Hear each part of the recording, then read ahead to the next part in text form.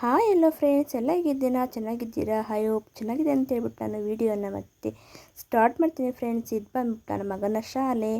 ಇಲ್ಲಿ ನಡೆದಂತಹ ಒಂದು ಪ್ರೋಗ್ರಾಮ್ ಇತ್ತು. ಏನು ಪ್ರೋಗ್ರಾಮ್ ಅಂತಂದರೆ, ಒಂದು ಪೇರೆಂಟ್ಸ್ ಮೀಟಿಂಗ್, ಅಂದರೆ ಪೋಷಕರ ಸಭೆ ಮತ್ತು ಮಾನವ ಕಳ್ಳ ಸಾಗಾಣಿಕೆ ಅನ್ನೋ ಒಂದು ಇನ್ಫಾರ್ಮೇಷನ್ನ ಕೊಡೋದಕ್ಕೆ ನಮಗೆ ಮೀಟಿಂಗ್ ಮಾಡಿದರು ಶಾಲೆಯಲ್ಲಿ. ನಾವು ಅಲ್ಲಿಗೆ ಹೋಗಿದ್ದಾಗ ನಾನು ತೆಗೆದುಕೊಂಡಂತಹ ಒಂದು ಕ್ಲಿಪ್ಪಿಂಗ್ ಇದು. ವಿಡಿಯೋನ ನೋಡಿ ಫುಲ್ ವಾಚ್ ಮಾಡಿ. ಚಾನಲ್ ಇಷ್ಟ ಆಯಿತು ಅಂದರೆ ಬಂದು ಒಂದು ಕಮೆಂಟ್ ಮಾಡಿ, ಸಬ್ಸ್ಕ್ರೈಬ್ ಮಾಡ್ಕೊಳ್ಳಿ, ಸಪೋರ್ಟ್ ಮಾಡಿ, ಓಕೆನಾ? ಈಗ ವಿಡಿಯೋನ ಎಲ್ಲೂ ಸ್ಕಿಪ್ ಮಾಡದೆ ನೋಡ್ತಾ ಹೋಗಿ. ನಾನು ಮತ್ತೆ ಸಿಗ್ತೀನಿ ಹೊಸ ವ್ಲಾಗ್ನೊಂದಿಗೆ. ಅಲ್ಲಿ ತನಕ ಎಲ್ಲರಿಗೂ ಬಾಯ್ ಫ್ರೆಂಡ್ಸ್.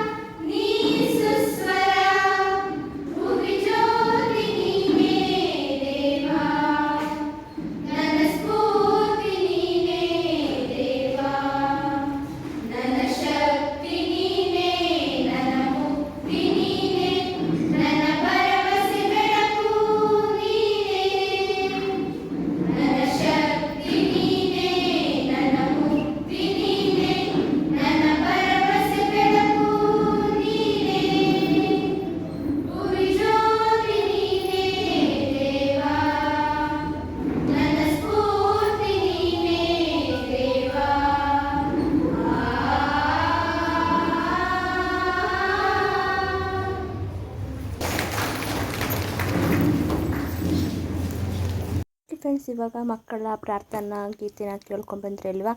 ಈಗ ಪ್ರಾರ್ಥನಾ ಗೀತೆ ಆದ ನಂತರ ಮಾಮೂಲಿ ಇರುತ್ತಲ್ವ ಉದ್ಘಾಟನಾ ಸಮಾರಂಭಕ್ಕೆ ಅಲ್ಲೇ ಇದ್ದಂತಹ ಅತಿಥಿ ಗೆಸ್ಟಾಗಿ ಬಂದಂತಹ ಮಿಸ್ಗಳು ಮತ್ತು ಅಲ್ಲಿ HM ಮತ್ತು ಎಲ್ಲ ಪೇರೆಂಟ್ಸ್ಗಳ ಪರವಾಗಿ ಒಬ್ಬರನ್ನ ಕರೆದಿದ್ರು. ಅಲ್ಲಿಗೆ ಹೋಗೋಕ್ಕೆ ಯಾರೂ ರೆಡಿ ಇರಲಿಲ್ಲ. ಅದಕ್ಕೆ ಅಲ್ಲಿ ಗ್ರೀನ್ ಡ್ರೆಸ್ ಹಾಕಿದಾರಲ್ವ, ಅವರು ಹೋದರು.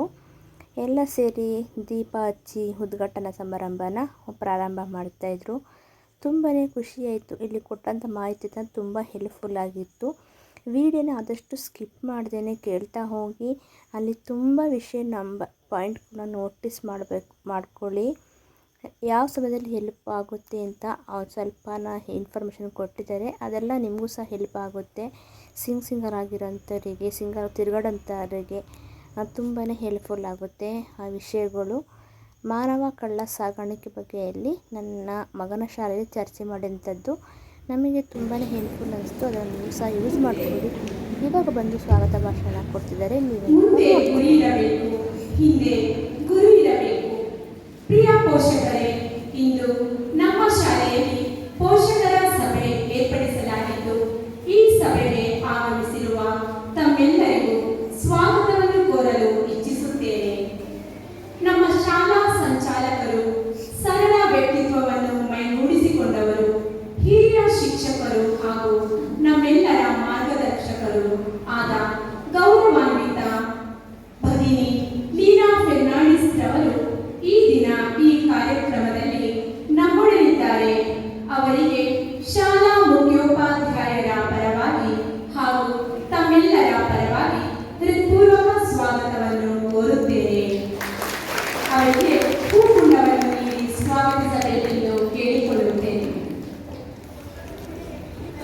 ನಮ್ಮ ಶಾಲಾ ಕಾನ್ವೆಂಟಿನ ಸುಪೀರಿಯರ್ ರವರು ಶಾಂತ ಸ್ವಭಾವದವರು ಹಾಗೂ ಎಲೆಮರೆಕಾಯಿಯಂತೆ ಮಕ್ಕಳ ಏಳಿಗೆಗಾಗಿ ದುಡಿಯುತ್ತಿರುವ ಗೌರವಾನ್ವಿತ ಭಗಿನಿ ರೇಖಾ ಫೆರ್ನಾಂಡಿಸ್ ರವರಿಗೂ ಸಹ ಈ ಸಂದರ್ಭದಲ್ಲಿ ಆತ್ಮೀಯ ಸ್ವಾಗತವನ್ನು ಕೋರುತ್ತೇನೆ.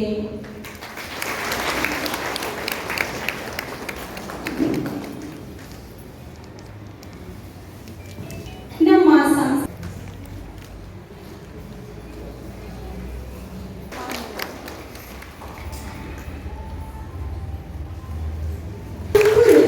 ಸ್ವಾಗತವನ್ನು ಬಯಸುತ್ತೇನೆ.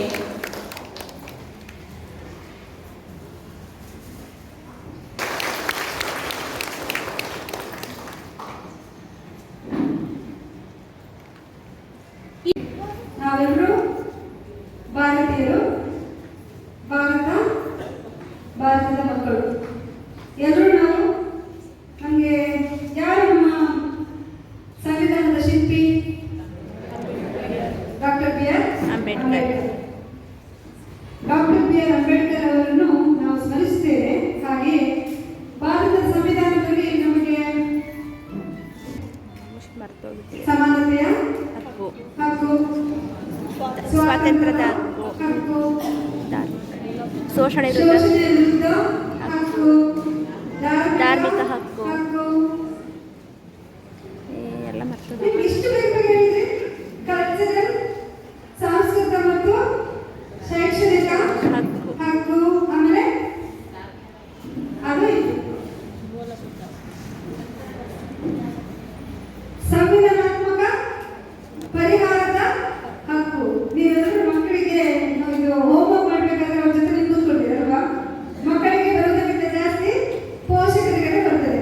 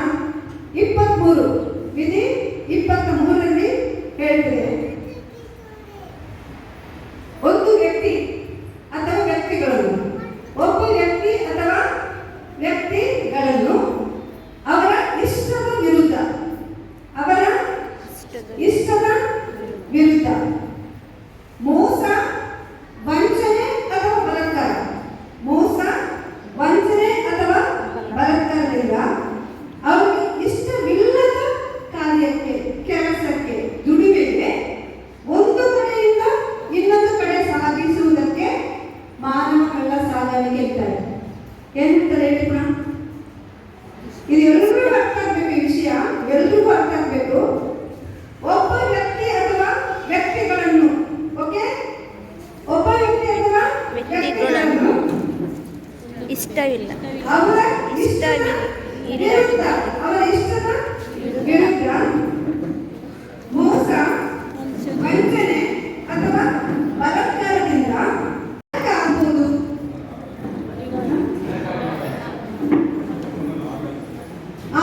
ಅಂಗಾಂಗಗಳನ್ನು, ಮಾನವ ಅಂಗಾಂಗಗಳನ್ನು ಮಾರಾಟ ಮತ್ತು ಜೋಡಿಸ್ಲಿಕ್ಕೆ, ಯಾರಿಗೆ ಇನ್ನೊಬ್ಬರ ದೇಹಕ್ಕೆ ಜೋಡಣೆ ಮಾಡಲಿಕ್ಕೆ. ಇವಾಗ ಎಷ್ಟೋ ಒಂದು ಕಿಡ್ನಿ ಫೇಲಿಯರ್ ಸಾಮಾನ್ಯವಾಗಿದೆ. ಇವಾಗ ಕಿಡ್ನಿ ಫೇಲಿಯರ್ ಸಾಮಾನ್ಯವಾಗಿದೆ. ಕುಡಿತದಿಂದ ಲಿವರ್ ಡ್ಯಾಮೇಜ್ ಆಗಿರುತ್ತೆ, ಕುಡಿತದಿಂದ ಲಿವರ್ ಡ್ಯಾಮೇಜ್ ಆಗುತ್ತೆ, ಕಣ್ಣುಗಳು ಡ್ಯಾಮೇಜ್ ಆಗುತ್ತವೆ. ಅದೆಲ್ಲ ಆವಾಗ ಅಂಗಾಂಗಗಳು ಬೇಕು. ಏನ್ ಮಾಡ್ತಾರೆ? ಪಾಪದವರು ಇರಬಹುದು, ಬಡವರು ಇರಬಹುದು, ಒಂಟಿ ಮಹಿಳೆ, ವಿಧವೆಯವರು, ಬಡಜನರು, ನಿರುದ್ಯೋಗಿಗಳು, ಅನಕ್ಷರಸ್ಥರು, ಇವರೆಲ್ಲ ಇರಬಹುದು. ಇವರನ್ನು ಗಮನಿಸಿ, ಅವರನ್ನು ಐಡೆಂಟಿಫೈ ಮಾಡಿ, ಇವರನ್ನ ಮಾರಾಟ ಮಾಡಿ ಇವರ ಅಂಗಾಂಗಗಳನ್ನು ತೆಗೆದು ಇನ್ನೊಬ್ಬರಿಗೆ ಕೊಡುವಂಥದ್ದು. ಅದು ಒಂದು ಕಾರಣ. ಇನ್ನೊಂದು ಕಾರಣ ಏನಾಗಿರ್ಬೋದು?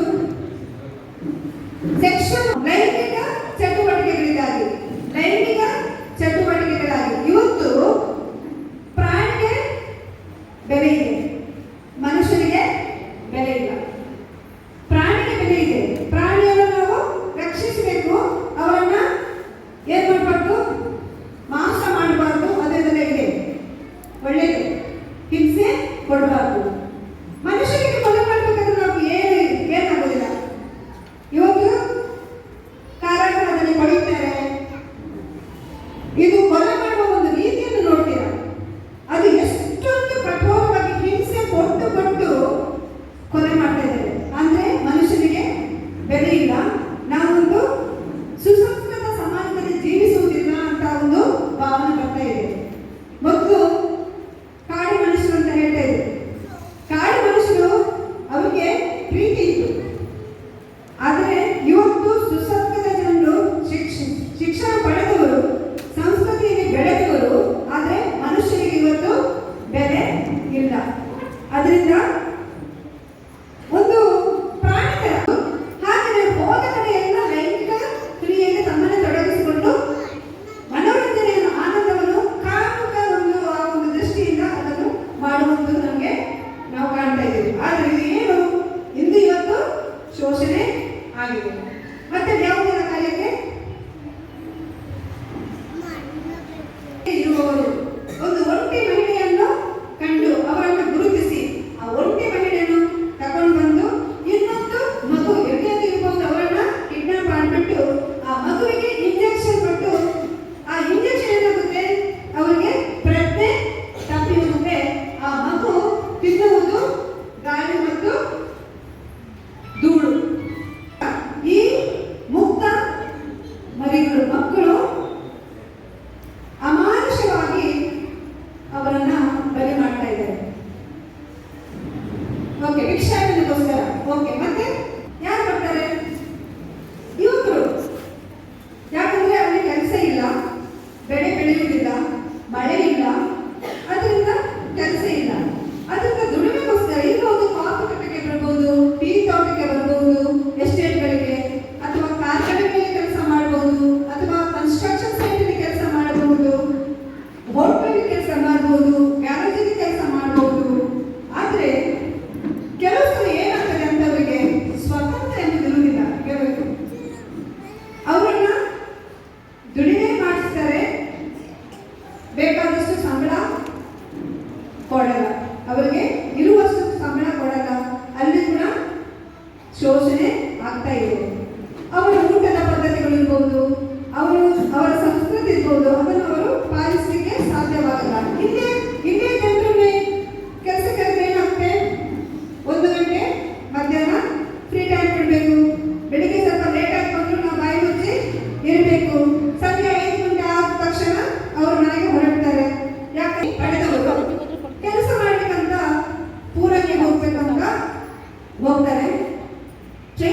ಹೈದರಾಬಾದ್ ಟ್ರೈನ್ ಹತ್ತಿ ಪೂನಾಗೆ ತಲುಪಿ ಅಲ್ಲಿ ಟ್ರೈನ್ ಸ್ಟೇಷನಲ್ಲಿ ಇಳಿದು ಮನೆಗೆ ಫೋನ್ ಮಾಡ್ತಾರೆ, ನಾನು ಸೇಫ್ ಆಗಿ ತಲುಪಿದೆ, ಇನ್ನು ನಾನು PGಗೆ ಹೋಗಬೇಕು, ಇವತ್ತು ರೆಸ್ಟ್ ಮಾಡಿ ನಾಳೆ ನಾನು ಕೆಲಸಕ್ಕೆ ಸೇರಬೇಕು ಅಂತ. ಅದೇ ಲಾಸ್ಟ್ ಕಾಲ್ ಅವರಿಗೆ ಸಿಕ್ಕಿದ್ದು.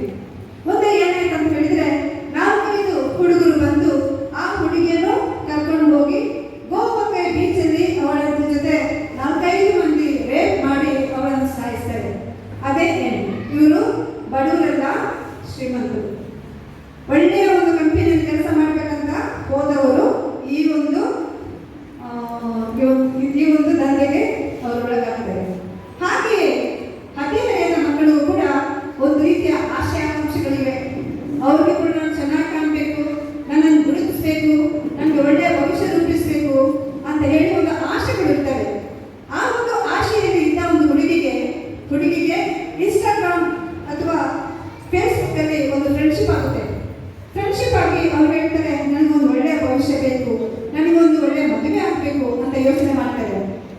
ಆ ಹುಡುಗನ ಒಂದು ಪರಿಚಯದಲ್ಲಿ ಆ ಹುಡುಗ ಹೇಳ್ತಾನೆ, ನೀನು ಬ್ಯಾಂಗ್ಳೂರಿಗೆ ಬಾ, ಚೆನ್ನಾಗಿದೆ, ಬ್ಯಾಂಗ್ಳೂರ್ ಮೆಟ್ರೋ ಟ್ರೈನ್ ಇದೆ, ಡಬಲ್ ಡೆಕ್ಕರ್ ಬಸ್ಗಳಿವೆ, ಪಾರ್ಕ್ ಇದೆ, ಹುಡುಗರಿಗೆ ಚೆನ್ನಾಗಿ ಪಾರ್ಕಲ್ಲಿ ಎಂಜಾಯ್ ಮಾಡಬಹುದು, ಕೆಲಸನೂ ಇದೆ, ಕೈ ತುಂಬ ಸಂಬಳ ಸಿಗುತ್ತೆ, ನೀನು ಬಾ ಅಂತ ಹೇಳ್ತಾರೆ.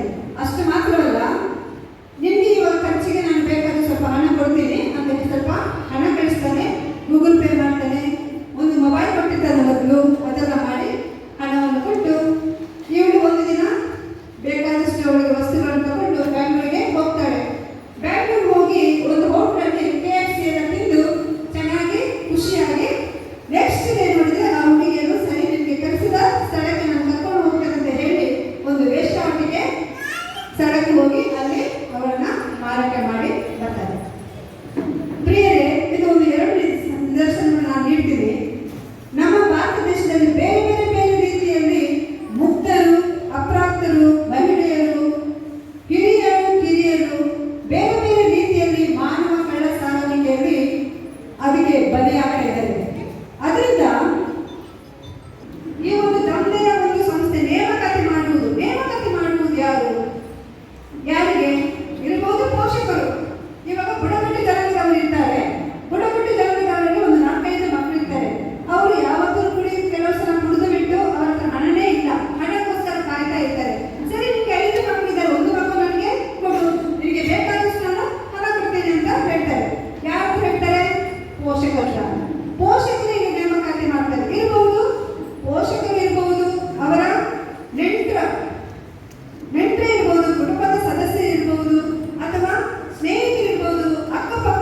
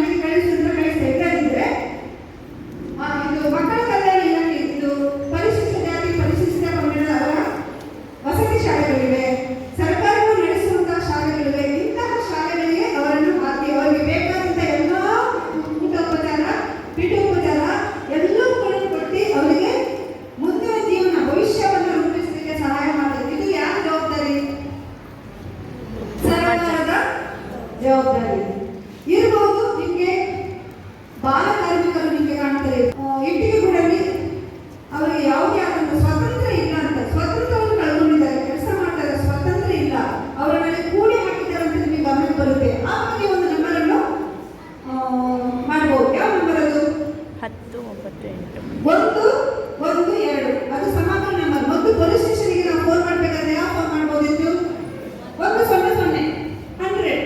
ಇವಾಗ 100 ನಂಬರ್ ಇಲ್ಲ, ಇವಾಗ 112 ಇದು ಸಮಾಧಾನ ನಂಬರ್. ಯಾವುದೇ ಒಂದು ವ್ಯಕ್ತಿ ಸಂಕಷ್ಟಕ್ಕೆ ಅವರಿಗೆ ನಮ್ಮ ಸಹಾಯ ಬೇಕು, ಅಥವಾ ಕೆಲಸದ ಪ್ರದೇಶದಲ್ಲಿ ಯಾವುದೋ ಸಂಕಷ್ಟಕ್ಕೆ ಅಂತ ಹೇಳಿದ್ರೆ 112 ಫೋನ್ ಮಾಡಿ. ಇಲ್ಲಿ ನಾನು ಇಷ್ಟೊಂದು ಜನರು ಸಂಕಷ್ಟದಲ್ಲಿದ್ದಾರೆ ನಾನು ನೋಡಿದೆ ಅಂತ ಅಷ್ಟೇ ಹೇಳಿ, ಎಲ್ಲಿ ಅಂತ ಹೇಳಿದ್ರೆ ಸಾಕು. ನೀವು ಯಾರು ಅಂತ ಹೇಳುವ ಅವಶ್ಯಕತೆ ಇಲ್ಲ, ನಿಮ್ಮ ಐಡೆಂಟಿಟಿ ಕೊಡುವ ಅವಶ್ಯಕತೆ ಇಲ್ಲ. ಅದರಿಂದ ಆವಾಗ ಸಂಬಂಧಪಟ್ಟ ಪೊಲೀಸರು ತಕ್ಷಣಕ್ಕೆ ಆ ಒಂದು ಪ್ರದೇಶಕ್ಕೆ ಬಂದು ಫಸ್ಟ್ ಏನ್ ಮಾಡ್ತಾರೆ?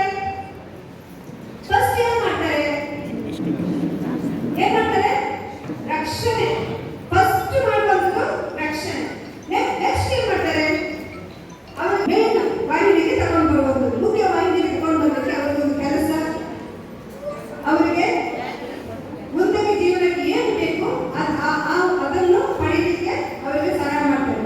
ಇವಾಗ ಒಂದು 9 ಇಲಾಖೆಗಳಿಗೆ ಸಹಾಯ ಮಾಡಲಿಕ್ಕೆ ಯಾವ 9? ಇವಾಗ ಪೊಲೀಸ್ನವರು ಕೂಡ ಏನ್ ಮಾಡ್ತಾರೆ? ಸಂಬಂಧಪಟ್ಟ ಇಲಾಖೆಗೆ ಅವರನ್ನು ಸಂಪರ್ಕಿಸಿ ಅವರಿಗೆ ಬೇಕಾದ ಪುನರ್ವಸತಿ ಕೊಡ್ತಾರೆ. ಸಂಬಂಧಪಟ್ಟ ಒಂದು ಇಲಾಖೆಗಳನ್ನು ಯಾರು? ಪೊಲೀಸ್ ಸ್ಟೇಷನ್, ಅಗ್ನಿಶಾಮಕ, ಗ್ರಾಮೀಣಾಭಿವೃದ್ಧಿ ಇಲಾಖೆ ಇರ್ಬೋದು, ಕಂದಾಯ ಇಲಾಖೆ ಇರ್ಬೋದು, ಕಾರ್ಮಿಕ ಇಲಾಖೆ ಇರ್ಬೋದು, ಆರೋಗ್ಯ ಇಲಾಖೆ ಇರ್ಬೋದು, ಶಿಕ್ಷಣ ಇಲಾಖೆ ಇರ್ಬೋದು, ಮಹಿಳಾ ಮತ್ತು ಕಲ್ಯಾಣ ಇಲಾಖೆ ಇರ್ಬೋದು.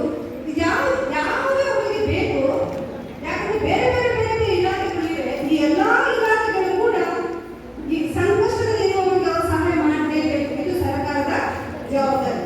ಅದರಿಂದ ಇಲಾಖೆಗಳು ಸುಮಾರು ಇದೆ, 400ಕ್ಕೂ ಹೆಚ್ಚು ಇದು ಏನು ಸಮಿತಿಗಳಿವೆ. ಅದರಿಂದ ಒಂದು ಸಮಿತಿ ಅವರ ಸಹಾಯಕ್ಕೆ ಬಂದೇ ಬರುತ್ತೆ. ಅದರಿಂದ ನಾವು ಜವಾಬ್ದಾರಿ ನಾವು ಮಾಡಬೇಕು. ಇವಾಗ 3 ನಂಬರ್. ಒಂದು ಮಹಿಳೆಯರಿಗೆ ಇನ್ನೊಂದು ನಂಬರ್ ಇದೆ. ಮಹಿಳೆಯರಿಗೆ ಯಾವ ಒಂದು ನಂಬರ್ ಇದೆ? 181 181. ಮಹಿಳೆಯರು ಸಂಕಷ್ಟದಲ್ಲಿದ್ದಾರೆ ಅಂತ ಹೇಳಬೇಕಾದ್ರೆ 181 ನಂಬರಿಗೆ ಫೋನ್ ಮಾಡಿ. ಆವಾಗ ಸಂಬಂಧಪಟ್ಟ ಮಹಿಳಾ ಮತ್ತು ಮಕ್ಕಳ ಕಲ್ಯಾಣ ಇಲಾಖೆಯಿಂದ ಸಂಬಂಧಪಟ್ಟ ಅಧಿಕಾರಿಗಳು ಬಂದು ರಕ್ಷಣೆ ನೀಡಿ ಆದ ಸಮಾಜದಲ್ಲಿ ನೋಡಿ ಪುನರ್ವಸತಿ ಕೊಡುವ ಒಂದು ನಿಟ್ಟಿನಲ್ಲಿ ಸಂಬಂಧಪಟ್ಟ ಇಲಾಖೆಗಳಿಗೆ ಸಂಪರ್ಕಿಸಿ ಅವರಿಗೆ ಪುನರ್ವಸತಿಯನ್ನು ನೀಡಲಿಕ್ಕೆ ಶಕ್ತರಾಗ್ತಾರೆ. ಹಾಗಾಗಿ ಈಗೆಲ್ಲ ಫ್ರೆಂಡ್ಸ್ ಕೇಳ್ಕೊಬಂದ್ರೆ ಅಲ್ವಾ, ಇವಾಗ ಇಲ್ಲಿ ಎಲ್ಲ ಫಂಕ್ಷನ್ ಮುಗೀತು. ಅಲ್ಲಿ ಅತಿಥಿ ಗೆಸ್ಟ್ ಆಗಿ ಬಂದಂತಹ ಅವರಿಗೆ ಸನ್ಮಾನ ಕಾರ್ಯಕ್ರಮವನ್ನು ಹಮ್ಮಿಕೊಂಡಿದ್ರು ಅದೇ ಶಾಲೆಯಿಂದ. ಇಲ್ಲಿ ಬಂದ್ಬಿಟ್ಟು ಅದೇ ಶಾಲೆ ಶಿಕ್ಷಕಿಯವರು ಅವರಿಗೆ ಸಾಲನ ಹೊದಿಸಿ ಅಲ್ಲಿ HM ಆಗಿರುವಂಥವರು ಬೊಕ್ಕೆಯನ್ನು ಕೊಟ್ಟು ಅವರಿಗೆ ಒಂದು ಪುಟ್ಟ ಸನ್ಮಾನವನ್ನು ಮಾಡಿಕೊಟ್ರು. ಪ್ರೋಗ್ರಾಮು ತುಂಬ ಚೆನ್ನಾಗಿತ್ತು ಅಂತಲೇ ಹೇಳ್ಬೋದು. ನೀವು ವಿಡಿಯೋನ ಫುಲ್ ಎಲ್ಲೂ ಸ್ಕಿಪ್ ಮಾಡದೆ ವಾಚ್ ಮಾಡಿದರೆ ನಿಮಗೂ ಸಹ ಅರ್ಥ ಆಗಿರುತ್ತೆ. ಇಲ್ಲಿ ಒಂದು ಸ್ವಲ್ಪ ಇನ್ಫಾರ್ಮೇಷನ್ನ ಕೊಡ್ತಾಯಿದ್ರು. ಅಲ್ಲಿ HM ಸಾಲ ಹಣದಲ್ಲಿ ಹೇಗೆ ಎಂತ ಇರಬೇಕು ಅಂತಂದ್ಬಿಟ್ಟು ಇದಾಗಿತ್ತು ಇವತ್ತಿನ ಒಂದು ಪುಟ್ಟ ಇನ್ಫಾರ್ಮೇಷನ್. ಈ ಇನ್ಫಾರ್ಮೇಷನ್ ನಿಮಗೆ ಏನಾದರೂ ಸ್ವಲ್ಪನಾದರೂ ಇಷ್ಟ ಆಗಿದ್ದರೆ ವಿಡಿಯೋನ ಬಂದು ಲೈಕ್ ಮಾಡಿ, ಚಾನಲ್ ಬಂದು ಸಬ್ಸ್ಕ್ರೈಬ್ ಮಾಡ್ಕೊಳ್ಳಿ, ಸಪೋರ್ಟ್ ಮಾಡಿ. ಹೀಗೆ ನನಗೆ ನಿಮ್ಮ ಪ್ರೀತಿ ವಿಶ್ವಾಸ ಎಲ್ಲ ಬೇಕು ಅಂತ ಕೇಳ್ಕೊತಾ ನಾನು ಈ ವಿಡಿಯೋನ ಇಲ್ಲಿಗೆ ಎಂಡ್ ಮಾಡ್ತೀನಿ. ನಾನು ಮತ್ತೆ ಸಿಗ್ತೀನಿ ಒಂದು ಹೊಸ ವ್ಲಾಗ್ನೊಂದಿಗೆ. ಅಲ್ಲಿ ತನಕ ಎಲ್ಲರೂ ಕಾಯ್ತಾ ಇದ್ದರೆ ಅನ್ಕೋತೀನಿ. ಓಕೆ ಫ್ರೆಂಡ್ಸ್, ಇಲ್ಲಿಗೆ ನನ್ನ ವಿಡಿಯೋನ ಎಂಡ್ ಮಾಡ್ತಾ ಎಲ್ಲರಿಗೂ ಥ್ಯಾಂಕ್ ಯು ಫಾರ್ ಸಪೋರ್ಟಿಂಗ್ ಅಂತ ಹೇಳ್ತಾ, ನನ್ನ ಒಂದು ಪುಟ್ಟ ಫ್ಯಾಮಿಲಿ ಇವತ್ತು 300+ ದಾಟಿದೆ. ತುಂಬ ಹ್ಯಾಪಿ ಇದೆ. ಯಾರೆಲ್ಲ ಬಂದು ಚಾನಲ್ ಸಬ್ಸ್ಕ್ರೈಬ್ ಮಾಡ್ಕೊಂಡು ಸಪೋರ್ಟ್ ಮಾಡ್ತಾರೆ ಎಲ್ಲರಿಗೂ ತುಂಬ ಧನ್ಯವಾದಗಳು. ಹೀಗೆ ನನ್ನ ಚಾನಲ್ಗೆ ಸಪೋರ್ಟ್ ಮಾಡಿ, ಸಬ್ಸ್ಕ್ರೈಬ್ ಮಾಡ್ಕೊಳ್ಳಿ, ಲೈಕ್ ಮಾಡಿ. ವಿಡಿಯೋ ಇಷ್ಟ ಆದರೆ ಮಾತ್ರ ಶೇರ್ ಮಾಡಿ, ಇಲ್ಲಾಂದರೆ ಒಂದು ಕಮೆಂಟ್ ಮಾತ್ರ ಮಾಡೋದನ್ನ ಮರಿಬೇಡಿ ಅಂತ ಹೇಳ್ತಾ ನಾನು ಇವತ್ತಿನ ವ್ಲಾಗ್ನ ಇಲ್ಲಿಗೆ ಎಂಡ್ ಮಾಡ್ತೀನಿ. Okay friends, bye. Thank you for watching. Bye bye. Love you all friends.